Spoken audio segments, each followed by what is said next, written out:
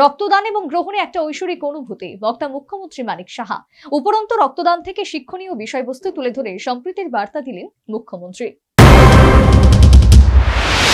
মাঝে নির্বাচনজনিত কারণে আংশিক ভাটা পড়লেও ফের স্বমহিমায় রক্তদান। কার্যত নির্বাচনোত্তর পরিস্থিতিতে রাজ্যের ব্লাড ব্যাঙ্কগুলিতে রক্ত সংকট দেখা দিয়েছে। এই পরিস্থিতিতে আপামর রাজ্যবাসীর প্রতি রক্তদানে এগিয়ে আসার আহ্বান জানিয়েছেন মুখ্যমন্ত্রী মানিক সাহা। মুখ্যমন্ত্রীর এই আহ্বানে গোটা রাজ্যব্যাপী ব্যাপক সাড়া পড়েছে। এরই নিরিখে রবিবার বনমালীপুরস্থিত রামঠাকুর সেবা মন্দিরের উদ্যোগে রক্তদান শিবির অনুষ্ঠিত। মুখ্যমন্ত্রী মানিক সাহা রক্তদান শিবিরে প্রধান অতিথি হিসাবে উপস্থিত ছিলেন। রক্তদান এবং এটা গ্রহণে একটা ঐশ্বরিক অনুভূতি রয়েছে তা জানিয়ে রক্তদান থেকে শিক্ষণীয় বিষয় তুলে ধরে শিবিরে নিজ ভাষণে কার্যত সম্প্রীতির বার্তা দিলেন মুখ্যমন্ত্রী। রক্তের মাধ্যমে অনেক কিছু শিক্ষা আছে।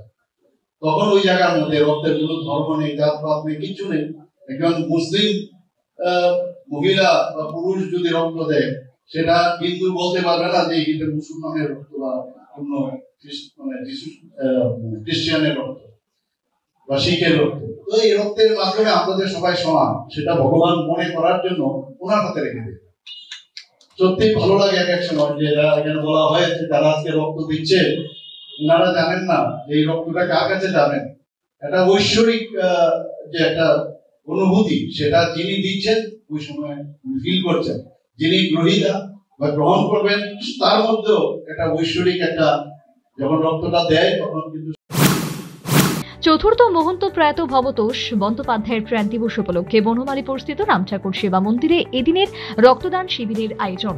রক্তদান শিবিরকে কেন্দ্র করে এদিন সংশ্লিষ্ট রামঠাকুর শিষ্য ভক্তরা আনন্দে মাতলেন। Bureau report, news vanguard.